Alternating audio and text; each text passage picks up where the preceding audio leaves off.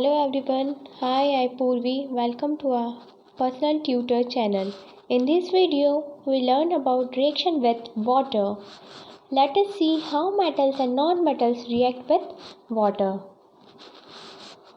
To demonstrate by a teacher, during the demonstration, special care should be taken that the size of a sodium metal piece is roughly the size of a wheat grain. It should be held with a pair of tongs. Take a 250 ml beaker and glass tumbler.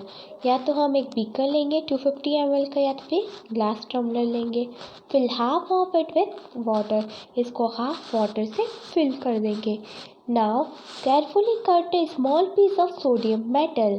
फिर हम बहुत ध्यान से sodium metal को cut करेंगे. Dry it using the filter paper and wrap it into a small piece of cotton. फिर इसको filter paper के हेल्प से हम इसको ड्राई कर देंगे and wrap it in a small piece of cotton. और कॉटन के बहुत छोटे छोटे पीसेस में इसको wrap कर देंगे, बांध देंगे. Put the sodium piece wrapped into the cotton into the beaker. और जो सोडियम पीस जो हमने कॉटन में wrap किया उसको हम बीकर में डाल देंगे. Observe carefully. फिर हमको बीकर को बहुत ध्यान से ऑब्जर्व करना है. When the reaction stops, touch the beaker. फिर जब रिएक्शन ख़त्म हो जाएगी तब हम बीकर को टच करेंगे. What do you feel? आपको क्या महसूस हो रहा है? Has the beaker become hot? क्या बीकर गर्म हो गया है? Test the solution with the red and blue litmus paper. Is the solution acidic or basic? फिर हम लिटमस पेपर के थ्रू सॉल्यूशन को टेस्ट करेंगे कि सॉल्यूशन एसिडिक है या बेसिक है. You observe that the sodium react vigorously water. हमने ऑब्जर्व किया है कि सोडियम बहुत जल्दी से वाटर के साथ रिएक्ट करता है. Some other metals do not do the so. But कुछ अलग दूसरे मेटल्स ऐसा नहीं करते हैं. For example iron reacts with water very slowly.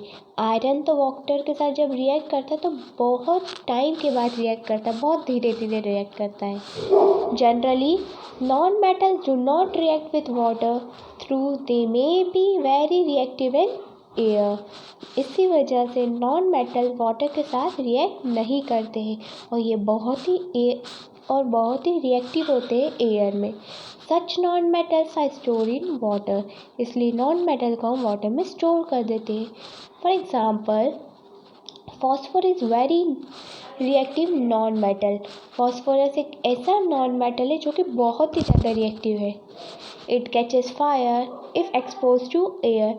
ये जैसे ही एयर के कांटेक्ट में आता है वैसे ही आग को पकड़ लेता है. To prevent the contact of phosphorus with the atmospheric oxygen it is store in water. कि फॉस्फोरस जैसे ही एयर के प्रेजेंस में आता है एयर एक्सपोज कर देता है, इसलिए एयर एक्सपोज नहीं करे उससे बचाव के लिए हम इसको हमेशा पानी में स्टोर करके रखते हैं. Reaction with acid. Let us see how metals and non metals behave with acid. अब हम देखेंगे कि मेटल्स और नॉन मेटल एसिड के साथ कैसे बिहेव करते हैं.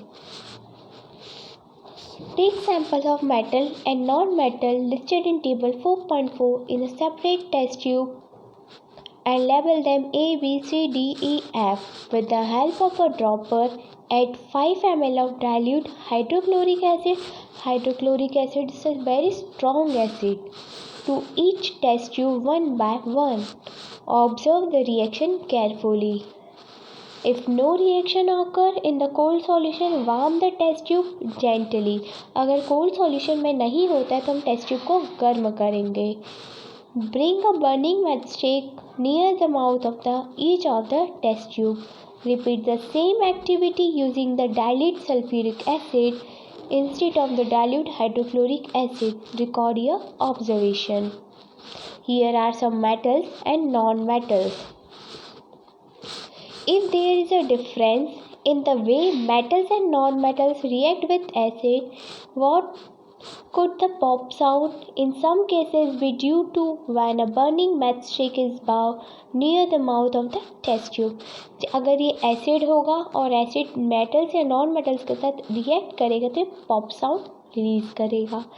You must have found that non-metals generally do not react with acid, but metals reacts with acid and produce a hydrogen gas and burn with pop sound। ये हम observe करते हैं कि नॉन मेटल अगर acid के साथ react करेगा तो कोई भी साउंड हमको नहीं सुनाई देगा। इंस्टेड अगर ये मेटल रिएक्ट करेगा एसिड के साथ तो ये हाइड्रोजन गैस प्रोड्यूस करेगा और हाइड्रोजन गैस हमेशा पॉप साउंड के साथ रिलीज होती है। You must have noticed that the copper does not react with dilute hydrochloric acid even on heating, but it reacts with sulfuric acid। हमने ये notice किया है कि कॉपर हाइड्रोक्लोरिक एसिड के साथ कभी रिएक्शन नहीं करता है, बट ये सल्फ्यूरिक एसिड के साथ ही रिएक्शन करता है। If you have any doubt related to this video, please comment in comment box. Thank you.